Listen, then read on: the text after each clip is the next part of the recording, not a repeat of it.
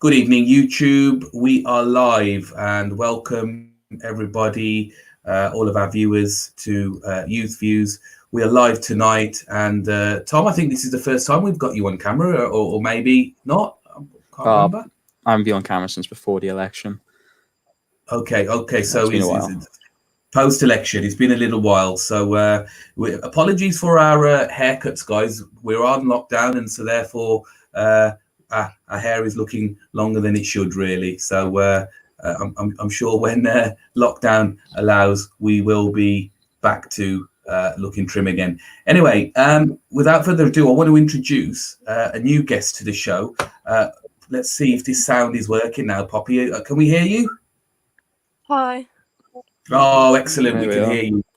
I wouldn't say Poppy's not the first female on the show, is she? Because we had Angels on briefly before or just after the election, didn't we? Yeah, we were discussing the leadership, wasn't it? After. That's correct.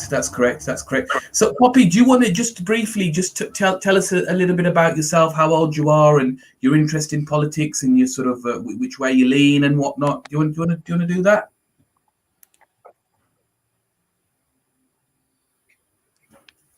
Me, sorry. Yeah, that's right. Yeah, just wanted, because you are new to the show, I just wanted you to introduce yourself and just give us a quick minute or two about you and where. Oh, we've lost her. Okay, well we'll get Poppy back. Don't worry, guys. We'll get Poppy back. And a live stream wouldn't be a live stream without our aspiring politician, MP, Guy Lucas Bonner. Guy, you've been very quiet there, patiently waiting. Thanks very much. How are we doing? Yeah, really good. Unlike you guys, I think I'm going to wait until the hairdresser's open again before I go on camera. It's a bad. I knew that's why you weren't showing yourself, and actually, I don't think we blame you. But yeah, no, that's probably sensible. I mean, how is everybody planning for haircuts? I mean, I know that these trimmers must be sort of running low stock on sites like Amazon and Currys and what have you. Are you planning to do anything at home or not? No, that's too much of a risky move. Me too. I thought exactly the same. What about you, Tom? Same. I'm not going to go with my hair myself. So we'll hack it out, won't we? We'll hack it out until allows. Anyway, guys, we haven't come on the show here to talk to you about our aspiring haircuts, but what we will be discussing today in quite some detail, and I want to thank everybody for their research and their sort of thoughts for today's show, is the leaked Labour report that I'm sure many of the Labour membership have heard about, and we touched on it a little bit on our last show. I know we discussed a few things on Sunday, but we said that we wanted to return and come back and discuss, because I think that had literally been leaked mid-show, hadn't it? And I think it's fair to say that we didn't give it enough diligence in terms of the discussion of it. So what we have for you guys is we've got a full action-packed show today where we will be discussing that and only that, and we will be doing an hour today, but I think it's fair to say that not even an hour is going to be enough to discuss this. This is something like an 800 odd page report or something around those numbers, of absolutely dossiers and dossiers of leaked internal memos between Labour headquarters staff, whereby the revelations that have come out of this report are nothing other than internal sabotage of Labour's electoral chances. We have had it heard and seen good through this text that what people in Labour had, and we're talking about the heights of the Labour organisation. The discussions, internal discussions that have come out through the WhatsApp conversations and internal emails and memos of how these individuals, and we'll go into obviously names and whatnot a little bit later on, and who these individuals are. But we're absolutely talking about the upper echelons of the Labour headquarters and the organisation, basically discussing amongst themselves how they can fail the leadership in respect of avoiding Labour getting into government. And I would argue that if we weren't even looking at a party political situation, that anybody who works for an organisation and openly plots against that organisation's goals. So, for example, if you were a nurse working for the NHS and you were found plotting against providing client or service user healthcare, that would no doubt afford you some some action against you, some disciplinary action. So equally, these individuals need to be disciplined, and we'll obviously talk about a little bit later how that is going. Guy, you know, I mentioned to you earlier that I'm going to just have to go offline for a second. I'm going to hand straight over to you now for the next couple of minutes to just continue host and maybe take us into the next few. I know you've done a little bit of research into the report, and you probably read most of the report more than any of us on the stream. But over to you, Guy, and I'll be back in a second. Thank you. Well, what we had kind of in the middle of one of our last live streams was a leaked internal party document, and it was about an investigation into the GLU, which is the Governance and Legal Unit, basically the organisation that handles the disciplinary cases in Labour. And this whole report was supposed to be handed to the Equality and Human Rights Commission to look at how the party handled issues like anti-Semitism.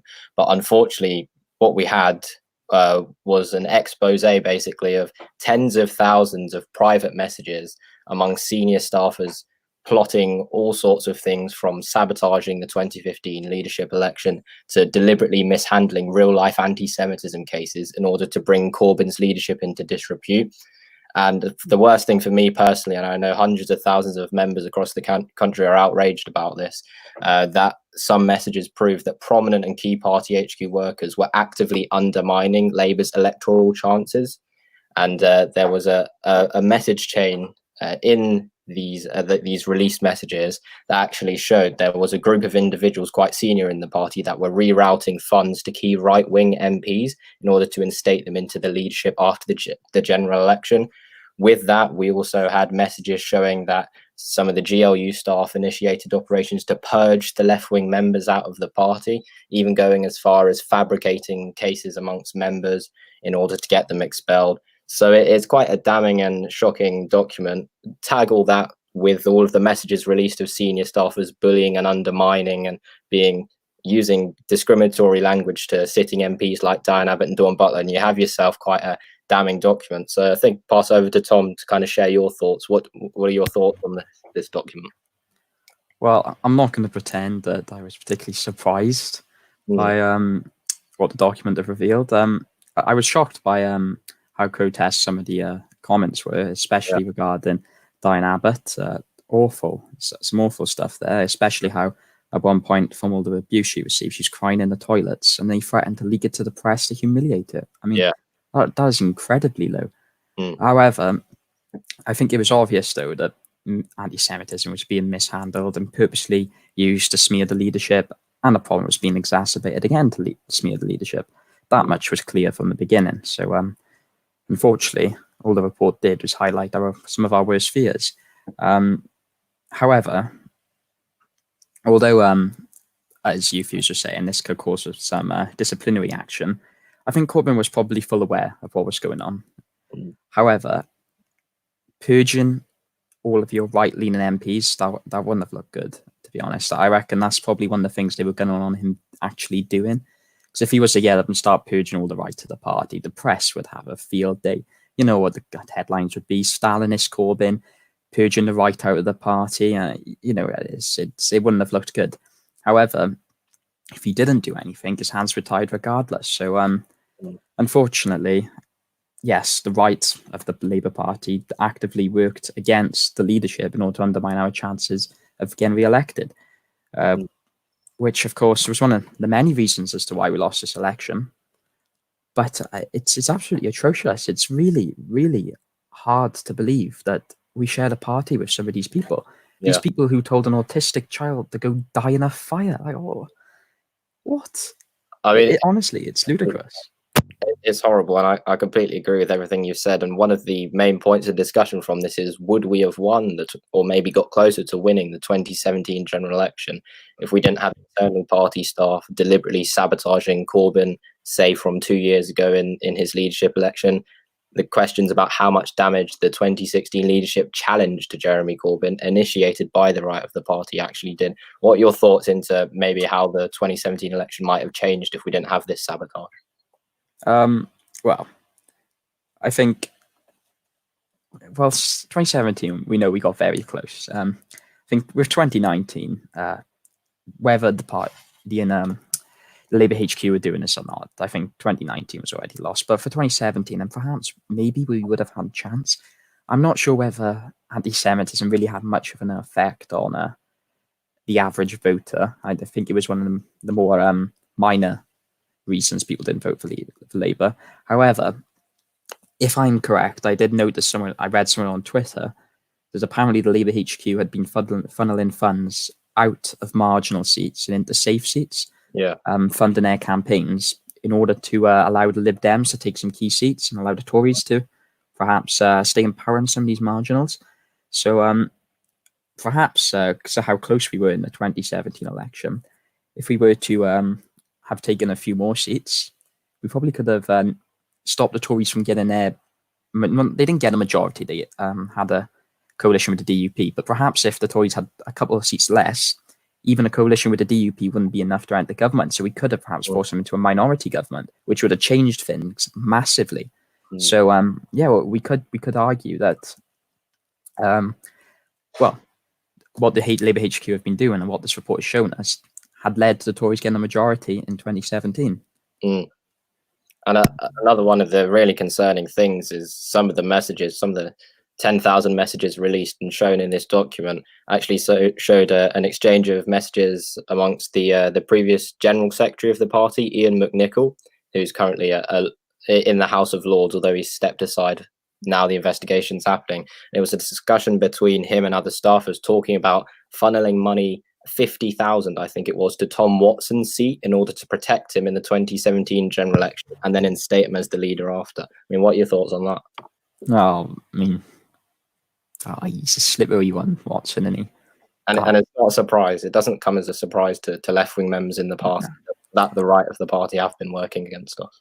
It's funny with Watson. I was fooled by him initially, because when I first saw Watson, he gave up the appearance of being left-wing, as most Blairites do, when Corbyn was in power.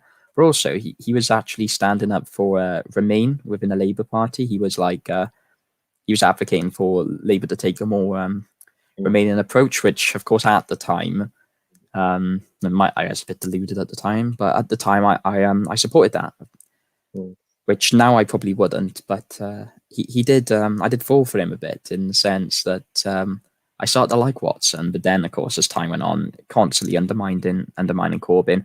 I remember he made this video about saying he's supporting. He's proudly British and proudly European, and he was supporting or trying to push Labour into getting a pro-European stance in their Brexit policy.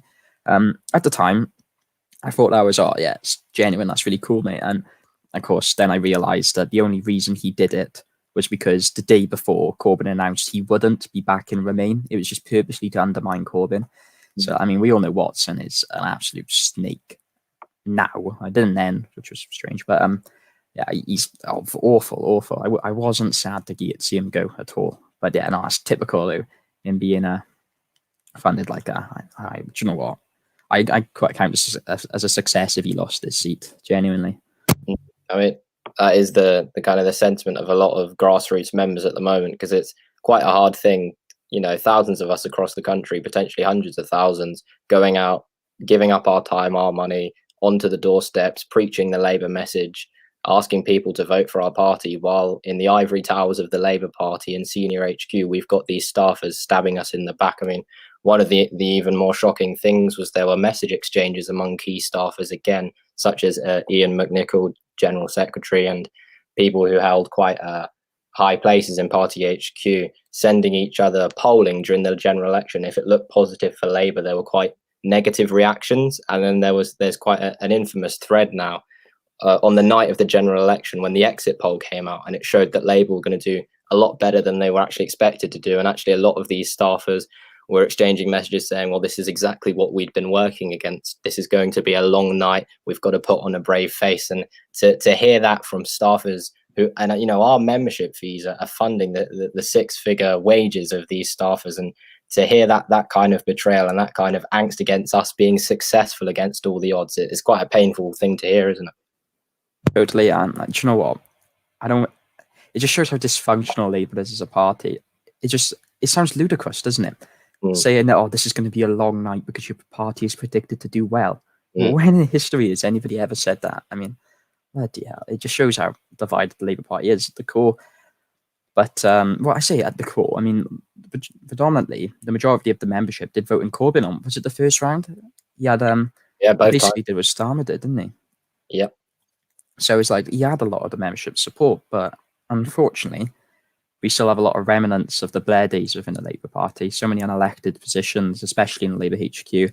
Personally, I reckon the General Secretary should be elected, not appointed.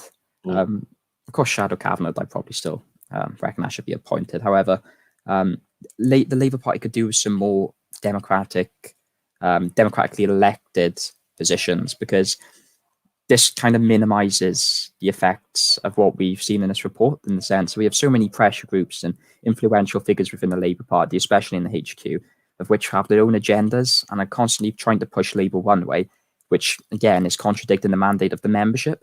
So so if we want the party to be united, we need the leadership to be elected by the same people as the rest of the party, and the rest of the party needs to be elected by the same people who elected the leadership, and that would ensure that every position within the party shares the same agenda, which could hopefully stop what just happened over these last couple of years, as this report has highlighted. Yeah, I completely agree. And I think after this document has come out, and now that it's spreading, the calls for democratization in the party are actually increasing, and that could be a good step forward in the future. But I think obviously the main issue in this document, well, the reason why it was fundamentally created, was actually supposed to be looking into our procedures around anti-Semitism and how we handle it, because it has brought the party into disrepute for a number of years.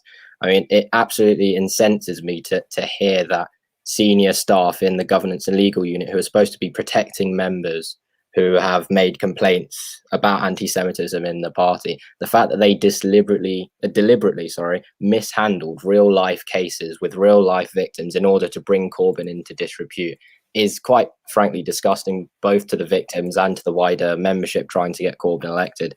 And of course, we don't deny, and we quite strongly condemn anyone who is anti-Semitic in our party. The Labour Party and the grassroots of the Labour Party are proudly anti-racist, anti-fascist, and we don't want to see any discrimination in the party. What this has actually revealed is the people preaching that Labour was institutionally anti-Semitic were actually, some of them, the ones involved in mishandling these cases in order to bring the leadership into disrepute. I mean, what does that say about them? Well, there you are. That's just it, isn't it? It's absolutely disgusting, really. It just shows how terrified the right of the party would of Corbyn. And that was the thing, really, wasn't it? In the sense that Corbyn did try to democratise the party. He has handed off a lot of power from Labour HQ and within the internal systems in the Labour Party to the membership, which is why the right instantaneously took such a harsh and brutal stance against him since day one. Whereas with Miliband, although he was soft left by the time he got into power within the Labour Party, gently over time he was controlled by the right, as he admitted himself. He became a puppet more than anything. He could barely stand up for himself, but that's because he didn't take any radical or drastic measures like Corbyn did. I fully support everything Corbyn did, and when I say radical, I don't mean that in a bad sense. Radical is exactly what we needed, and he took these measures to try and democratise the party, and the right responded accordingly. Rebecca Long-Bailey, she promised to finish Corbyn's work in doing so and fully democratise the party. And again, the right took such a horrible stance against it. Keir Starmer hasn't promised such. I don't think he's a Blairite, but he hasn't promised anything like that. Like, I mean, his response to this inquiry so far has seemed rather feckless, if anything. He just hasn't done anything. Like, I mean, he started an inquiry now, isn't he, about into the leaking of the reports. But again, that's not much of an action, is it? It's just gonna prove what somebody leaked it, and oh yeah, okay, whoopee-doo. Or it's not really gonna do a lot. But I'm hoping Starmer will provide some actual leadership now, and hopefully some disciplinary action, because I think it's definitely needed. Definitely. I mean, I wouldn't go as far to say some of these people in Labour HQ are anti-Semitic, but deliberately mishandling these cases. We got people who've been abused and bullied, and the Labour Party are not standing up for them. These are the people we're supposed to support the most in our community, and we just thrown them under the bus. These disciplinary actions certainly in order, I think. How are we doing, guys? Sorry, I'm back. Welcome back. I mean, thanks for that, Guy. Thanks for taking over there. There's two times, obviously, listening to the discussion. There's two areas that I want to sort of viewers to sort of touch upon, and you guys as well as a panel. Sincerity and broad churches. Now, there's obviously two sides to this coin at the moment. It's very, very well known that, you know, the Labour Party has been named a broad church, you know. There's obviously the Conservative Party had different wings as well. You have you had a sort of quite Eurocentric wing. You had some pro-Remain MPs, and as we've discussed on previous streams, the Conservative Party, as soon as that new leadership came in, they were purged. And I just heard Tom say a few minutes ago, you know, the media would be on our backs, etc., etc. But when you look at the two sides of the coins on sincerity, and this is by all means not me as a Corbyn supporter saying this. This is fact. This is absolute. If you look at Corbyn's first shadow cabinet, some people are saying that it was more right than the cabinet that's in place now under Keir Starmer. Some of the figures in there, right? So that's an olive branch. That is true sincerity, and that is true attempt for broad church. But of course, for successful broad churches to work, everybody has to play ball. And what this report has uncovered is that there was one side of this church, so to speak, that was never, ever willing to compromise, never, ever willing to play. The saboteurs were there from before. If you look at the report, guys, and I know, Guy, you probably got some screenshots for us to have a look later into the areas of the report, you will see that actually the plotting and planning around future leaderships were within these, contextualized within these conversations. So this is why my argument would be, if I throw my tuppence in, is that broad churches can't work. It's been proven within the Conservative Party in the end of Theresa May's tenure, when she was trying to run that broad church and keep everybody together. The factionalism was just eating each other apart. But I want to just touch on the Zoom call that Keir Starmer hosted with Angela Rayner last night, which, Guy, I'm not sure about yourself, Tom, but certainly Guy and I were on that call. Yeah. And the words that Keir Starmer used, and obviously we're moving this conversation on now because Tom just mentioned, obviously, the leadership of this situation, and it is very new for Keir Starmer. I don't envy him at all. To come in a major crisis is bad enough, but then to come in to a crisis within your party is even worse.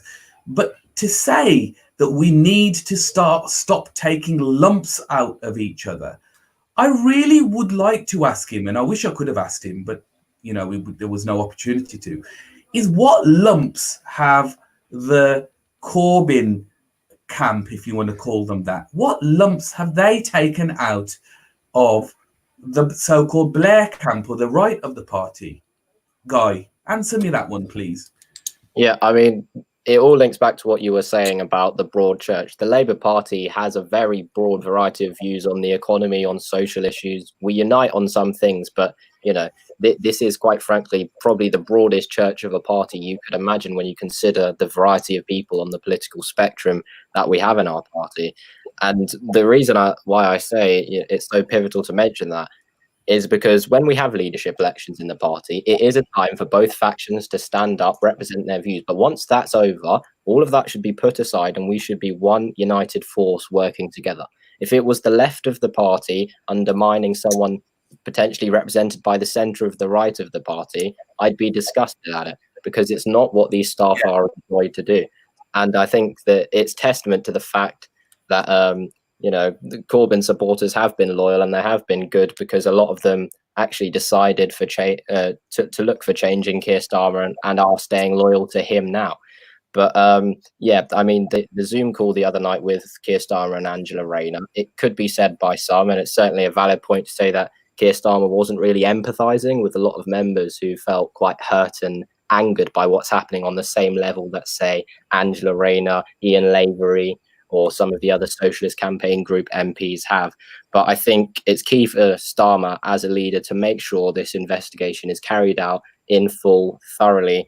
And look, if we get to the end of it and we have a clean out of the guilty staff, we have uprooting of the discrimination, and he tries to win back trust, that's all well and fine. But at the moment, I think it's just a case of getting our anger out, projecting it, spreading the message, but basically waiting until the investigation's over, and then waiting until that point until we actually start holding him to account. Because if he doesn't deliver on what the members want, which is a real shake-up and fundamental change from the bottom to the top of the party to make sure we're all working to the same goal, then he's going to lose a lot of support. Tom, Ian McNicol, House of Lords, peerage given to him by guess who? Jeremy Corbyn, right? Again, sincerity. There is no way that Corbyn would have not known that Ian McNicol was one of the people who had a knife in his hand behind him, yet still gave him a peerage, right? Has removed himself from the whip. Should he be suspended, Tom? Well, probably not at this point. There's not really much of a point suspending him. I don't think we can really achieve much of it. But I just like to touch on what you're saying just now. No, Tom, shouldn't a stand be made? I mean, remember my example at the beginning of the show. If you were employed by an organization and the leader of that organization, let's call him him or her a CEO of that organization, a director on the board of an organization or a company was found to be actively plotting against the company goals, right? I.e., if you were looking at a company that you were losing profit. So if you took, for example, if you said that it was in profit terms losing millions, would you as that CEO not want to have pending an investigation? I think an investigation probably is needed with the breadth of what is going on. Although you may argue the investigation is the investigation, but let's not go down that road. Do you not think a suspension in making an example is needed, Tom? On principle, I would want him suspended. However, I think something we're really forgetting to factor in is leverage, is that they won't suspend him. And the thing about a broad church is that a broad church is possible within political parties.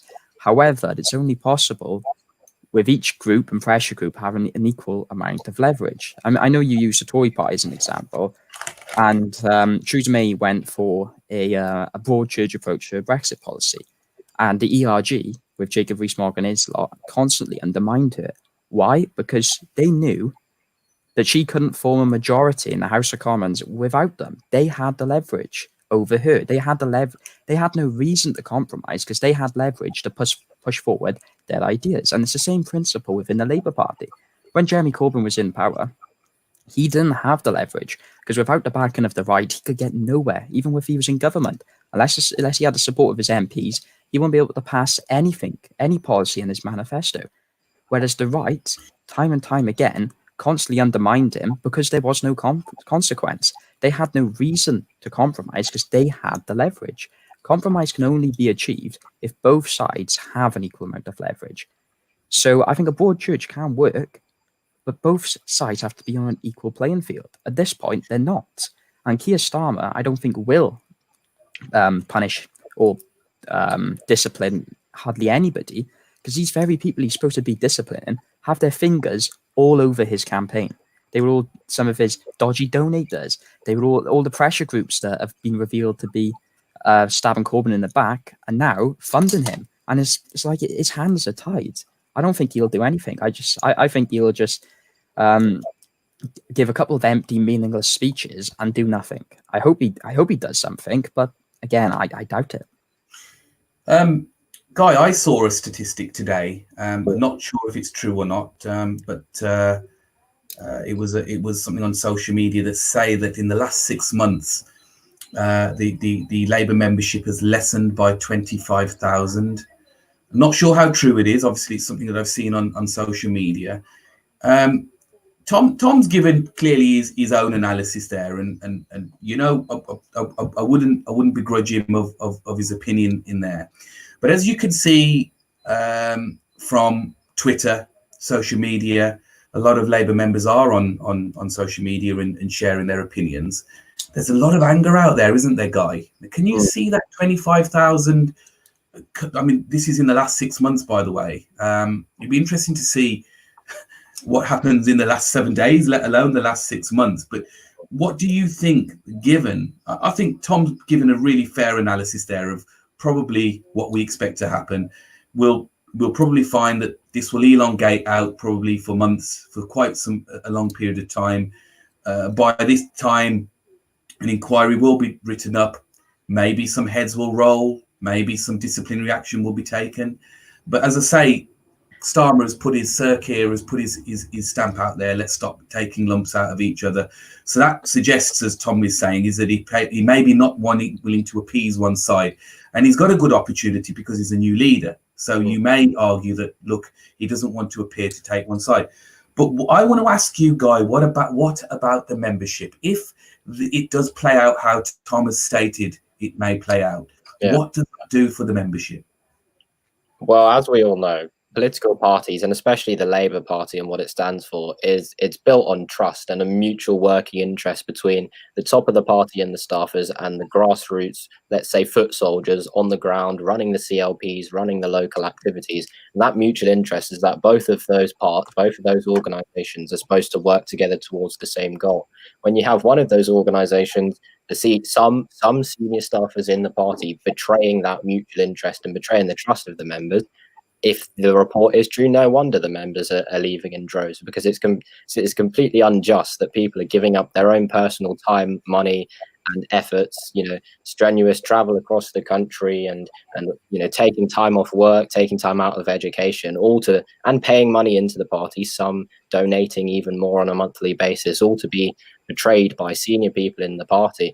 And I mean, you cited Ian McNicol. This is the previous general secretary of the party, someone who was involved in a discussion about deliberately protecting Tom Watson's seat in the 2017 general election with monetary funds in order to replace Jeremy Corbyn with him after the election. And I think he used the comment, "It's going to be a long night," as I previously mentioned in the stream, when it came to the realization that Labour had done so much better than they were expected in 2017. It's the kind of person who the members will not stay in a party with, and the strongest of disciplinary action needs to be taken against him and many other staffers in order to not only win back the trust of the members, but the staffers inside the Labour Party who have also been working so hard, maybe even not supportive of Corbyn, but working so hard to make sure the party stays afloat, keeps winning seats, keeps gaining ground in elections. So, I mean, Keir Starmer has a big job here, and one of two things could happen. He could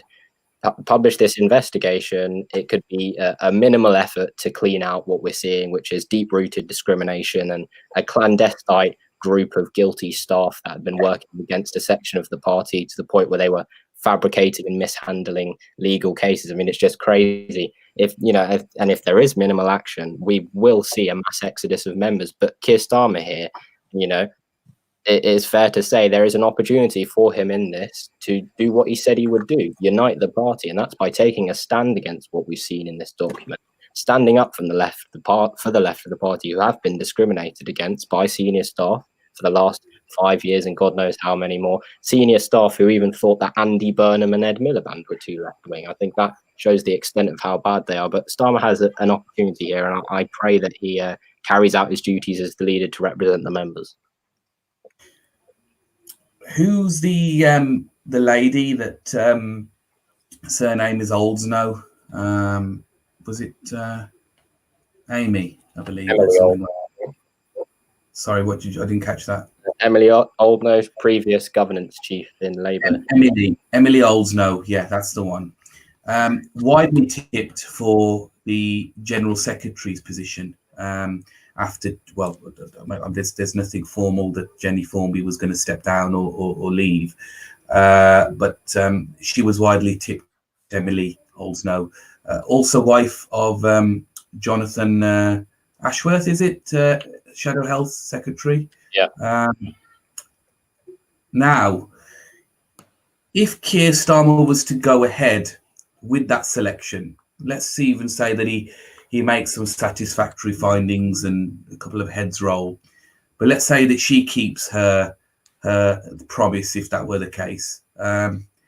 It's interesting because I was listening to Novara Media the other day because John Landsman was on there, and he said that it isn't the leader that chooses, that selects the general secretary, it's the NEC. So it goes through the NEC process. Interestingly, she was widely tipped.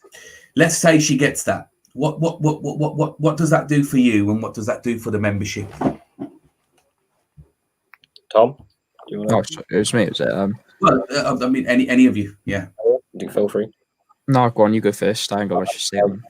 Well, personally, with Emily Oldknow, I mean, for the benefit of the viewers, amongst the dossier of messages that had been released as a part of this leaked report, she was involved in a number of disgusting conversations, I think, directed towards Diane Abbott, Emily Thornberry, I think that Dawn Butler as well, a variety of things. I think key. Let me just stop you there, guy. What is a trot, guys? Anybody ever heard of this term, trot?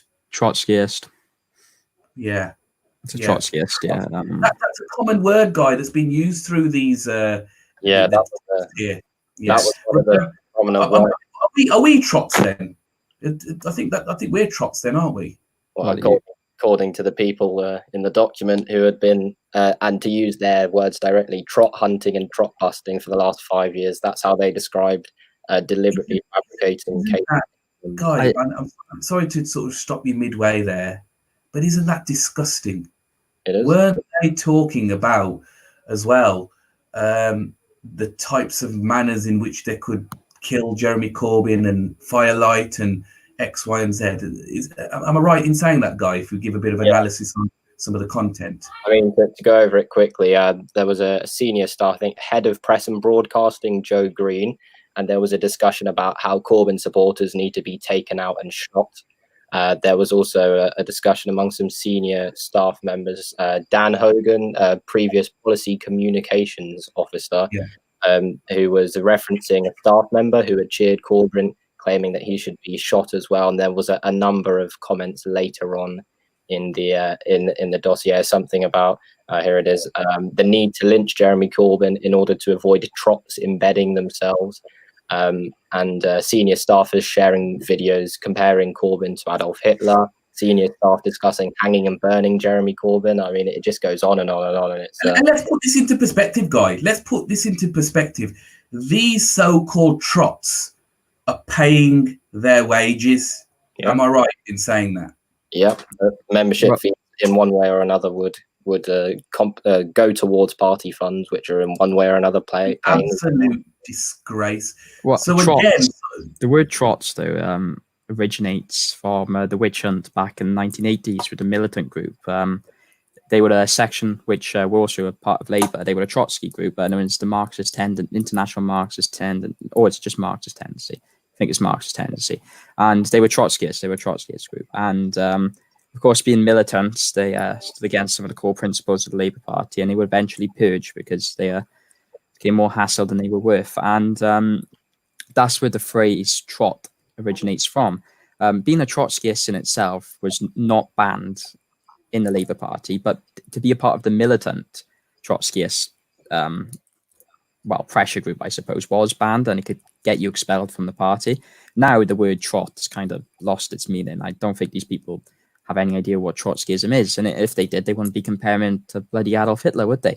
But Corbyn's certainly not a trot, but they're very empty phrases. The word when they call people on the left trot is meaningless. It's empty. You know the sad thing. Do you know the sad thing about it though, Tom? I mean, even the release of this is that I'm in some other Twitter groups, and that term is now being coined and used elsewhere as well. And today I put it to an individual in one of those groups and said, do you know the language that you're using there when you use that word trots? Do you know that those same individuals use that derogatory word alongside racist terms, alongside misogynistic terms, and a number of other abusive terms? Now, I'd be very careful with using such words, because the last thing that I would want is for that individual to be associated with those terms and those other forms of abuse. And Guy, is it not embarrassing that for the party that holds itself as the champion of anti-discriminatory values, anti-racism, anti-sexism, the Labour Party is supposed to be the party of social justice, and that you can find that the people right at the top of this, in terms of the administrators, the directors of the organisation, have such views, Guy? Yeah, I mean, let's be perfectly clear here. Amongst the members, amongst the socialists, and I think amongst the majority of the people in the Labour Party, these... I think we may have lost you there for a second. Hello?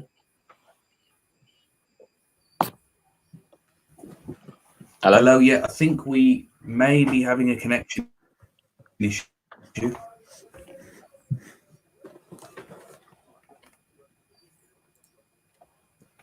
Just reloaded. Is it working? I can hear you fine. Let's just try and move around a bit, guys.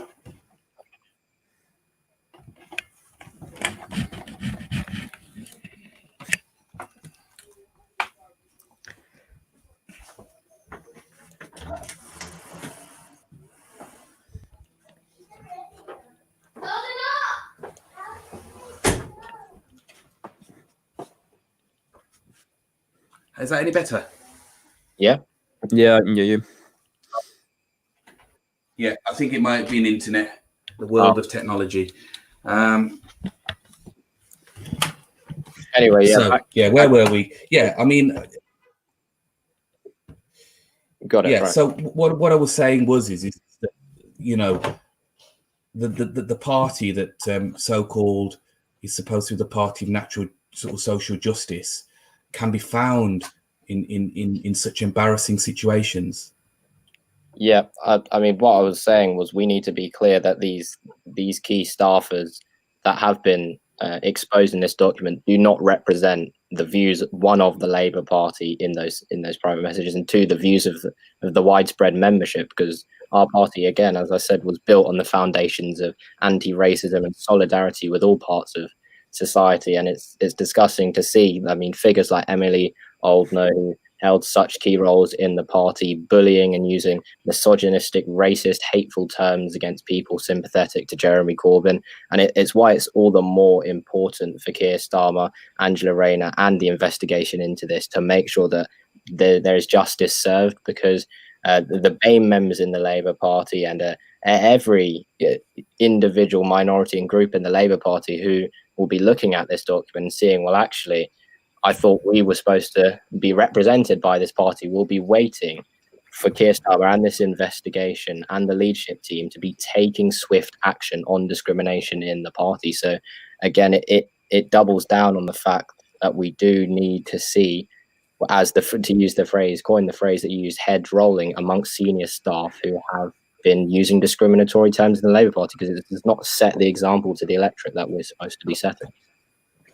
Yeah, and that's why I'm sort of basing this example as because that's what the Labour Party is, that they are also employers. So that's why I'm saying I'm taking the sort of emotion out of this, if you like, and I'm looking at the employment side of things, and I'm saying, if you found an individual who was actively plotting against that whole sole purpose of that organization, what happens? Heads need to roll, I think, and that's not me as any aggression saying that. I'm saying that examples need to be made. We could fast forward 6, 4, 5 years, whatever, and the same could be happening with Keir Starmer. I have to absolutely unequivocally say that we would have to agree that whoever this group were that were plotting against and the leadership would need to be dealt with, would they not, Tom? Yeah, it does need to be dealt with. However, if the leader of the Labour Party is the leader of the PLP, it's not necessarily leader of the entire organisation as a whole, if you get what I mean. So the people who lead, the everyday ingoings of the Labour Party as an employer is not the leadership. It's within Labour HQ. So, there's so many factions within the Labour Party, of which realistically need to be. We can make examples all we like, but I don't really think this will solve it. It won't solve anything. The only way that this division can be solved is if every section of the Labour Party, every faction has an equal amount of leverage and is on an even playing field. It's so the only way Starmer can tackle this issue is by furthermore democratizing the party, which I'm hoping he'll do, but personally I don't think he will. I really don't. I think he will probably make a few examples, condemn a couple of people just to keep the left on side for the meantime, and then that'll be the end of it. They'll just swept under the carpet, never to be spoken of again. I mean, I think, that would appeal to some people, but what we really need is a complete structural rerouting and the taking out of employment of anyone who's been indicted in this document. And one of the really disappointing things, the report was into the GLU, the Governance and Legal Unit. I mean, how are members who are making complaints about discrimination outside and inside the party supposed to really trust the people who are supposed to be on their side investigating these cases? Now, one, that their personal information has been leaked, but two, also that if the leadership doesn't take swift action, I mean, how are members who are supposed to, have trust in the GLU going to confide in them anymore and speak out on racism if we can see in this report that it's dysfunctional and that their complaints are being manipulated against the leadership? Well, this was one of the areas, wasn't it? Because, sorry, go on, Tom. I didn't mean to interrupt you. Carry on. Oh, no, sorry. I was just going to say that I do agree with both of you. And Labour Party definitely needs an entire structural reform. But will Starmer do it? This is the point. I mean, yeah, we need it. But I really don't think he'll do it. I really don't. Because these people who need purging are the people who were supporting him, who are the people who have their fingers all over his campaign, and the people who are funding him. His hands are tied, really. It's not an area, as you guys know, that I wish to always touch on in these streams, but we have to, I think, today, because anti-Semitism and the accusation of anti-Semitism amongst Labour Party members has been very, very strongly linked to Jeremy Corbyn. Now, the argument that seems to have been made through this report, the leaked report, was that the Labour Party is not saying that anti-Semitism doesn't exist amongst its members. The argument's been made that anti-Semitism exists almost in all corners of society, and with such a large membership, over 500,000, is it 580,000 members, I think now, around the parties, around about that. Clearly, there are going to be some racist individuals within the Labour Party, and that is the case. The argument was made that prior to Jenny Formby's becoming the General Secretary, Ian McNicholson, under his tenure, there was no process in dealing with racism or anti-Semitism or any form of discrimination. And actually, the argument was made that actually formal processes were brought into effect under Jeremy Corbyn and Jenny Formby's leadership. Now, what the report also argues is that actually this link between membership and Jeremy Corbyn doesn't exist. So we accept that, tackling anti-Semitism, whoever these individuals are, is absolutely imperative, important for the cause of tackling any form of racism. But then what we also hear is and let's be honest here in terms of this 2019 general election, the humiliating loss for the Labour Party, that anti-Semitism and the links to Jeremy Corbyn. Let's park the press up for a second, because I think they've had a role in the linking the two together as well. But what this report talks about is that the names that we've mentioned, these so-called directors of saboteurs, were actively, purposely delaying the investigation of anti-Semitism complaints and purposely exaggerating cases of anti-Semitism in order to defame and to exacerbate the case against Jeremy Corbyn and the leadership.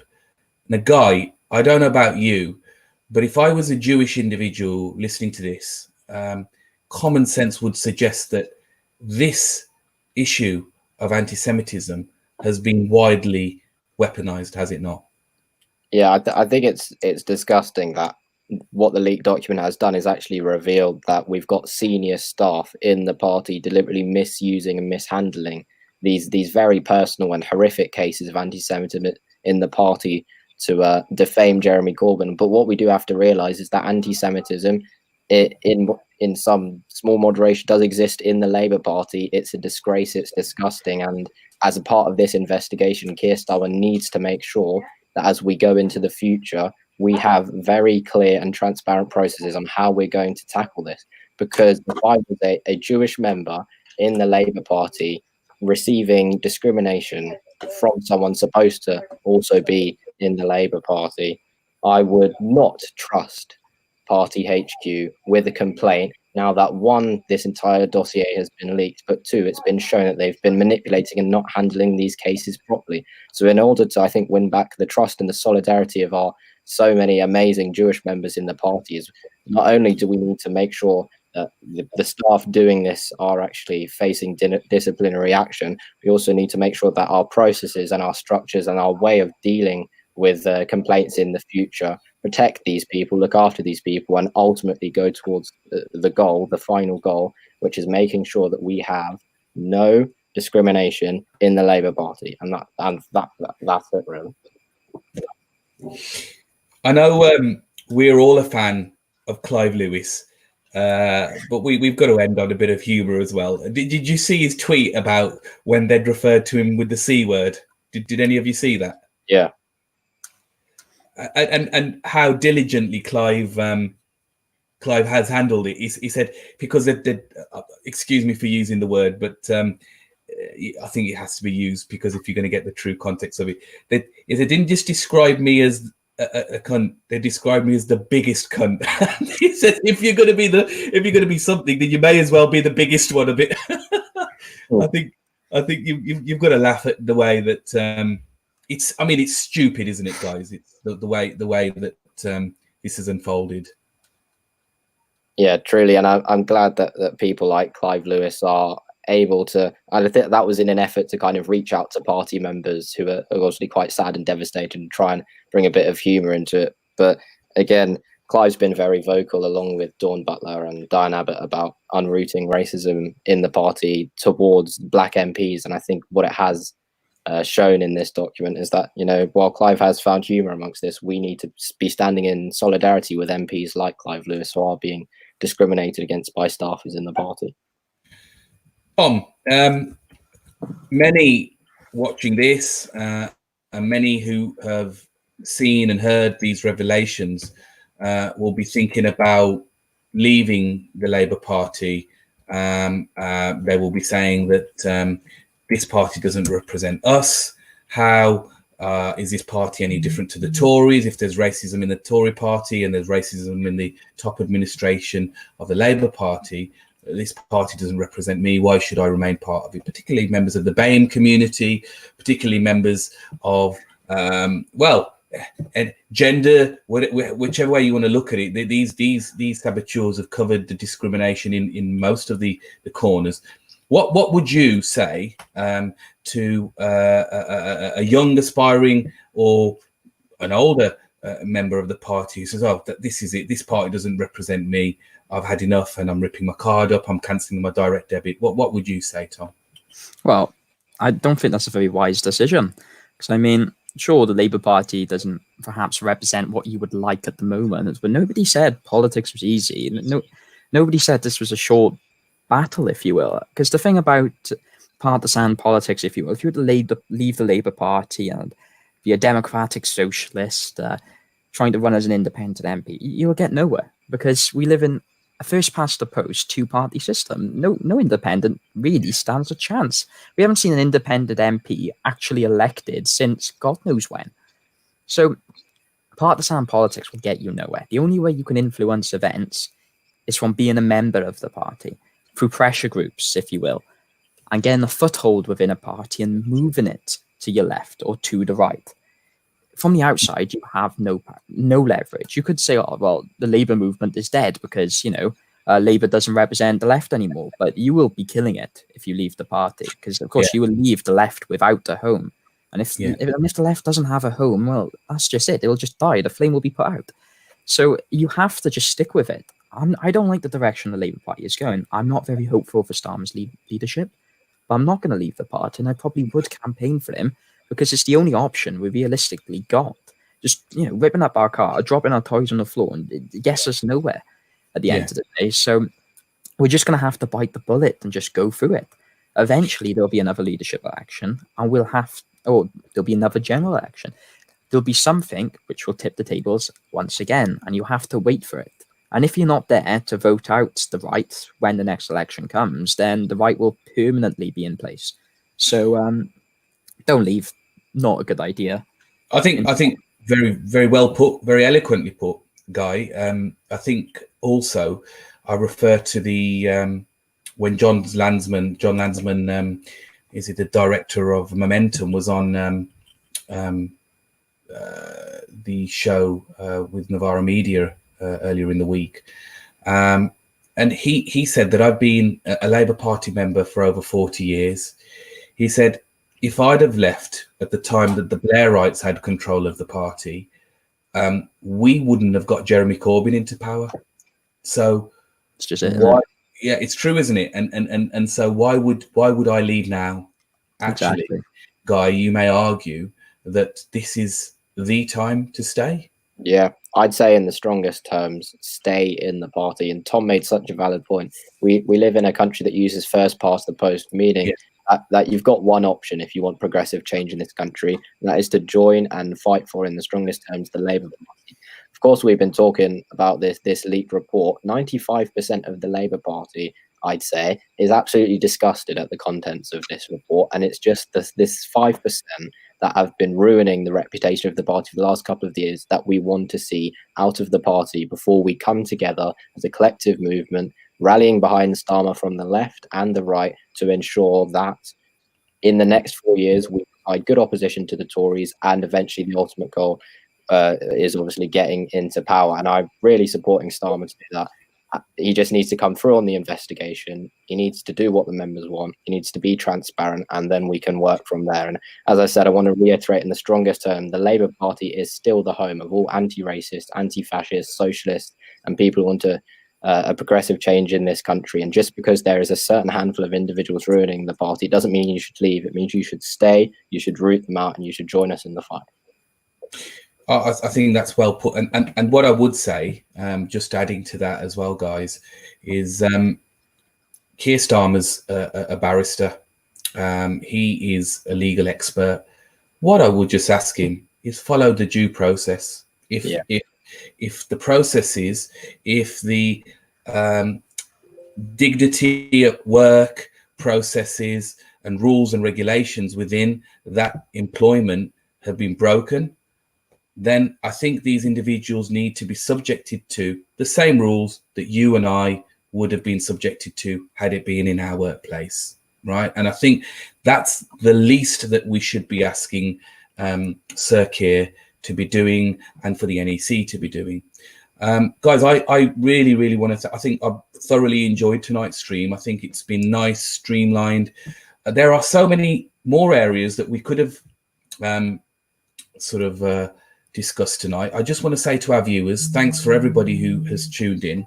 And please like and subscribe to the channel, and share the material, because this channel will grow only if more people have exposure to it. We are recently set up and new. We want you to grow with us and give us ideas of how we can make this channel better for you and more entertaining.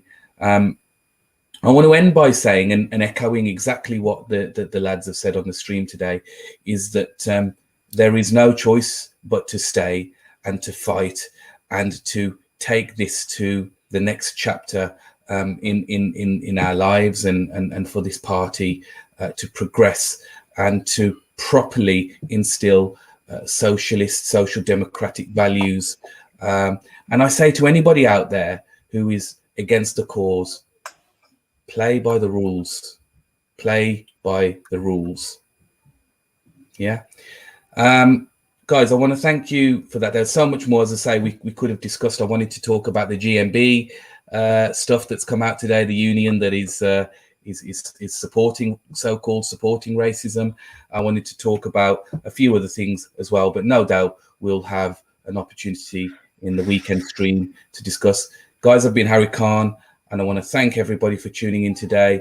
Guy, special thanks to you, and to you, Tom. It's unfortunate that Poppy's technology wasn't able to keep her in tune, but we'll definitely get Poppy back on in the near future. Thanks very much, guys. Over and out. Good night.